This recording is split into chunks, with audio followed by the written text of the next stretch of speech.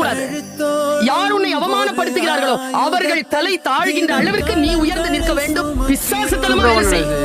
தேவதையாக எல்லாவற்றையும் ஏதேனும் அவமானம் உங்களுக்கு நேர்ந்தால் அங்க வந்து நீங்க அதை லேடரா மாத்துங்க.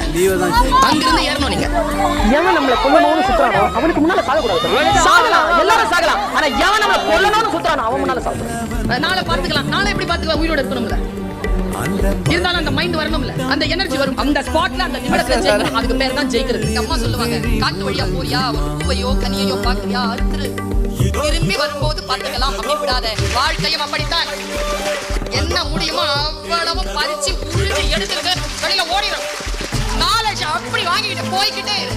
எத்தனை பேர் தோல்வி அடைந்திருக்கிறீர்கள்? நாளை என்று தள்ளி போட்டுட்டு ஜெயிக்கிறவங்களுக்கு உங்களுக்கும் இருக்கக்கூடிய ஒரே வித்தியாசம், காலத்தால் அவன் பயிர் செய்தான், நீ காலத்தை கைவிட்டு விட்டு பிறகு பார்த்துக் கொள்ளலாம் என்று இருந்தாய். மகிழ்ந்திருக்கு. வாழ்க்கையின் உயிரோடு இருக்கக்கூடிய வினாடிகளே மகிழ்வதற்காக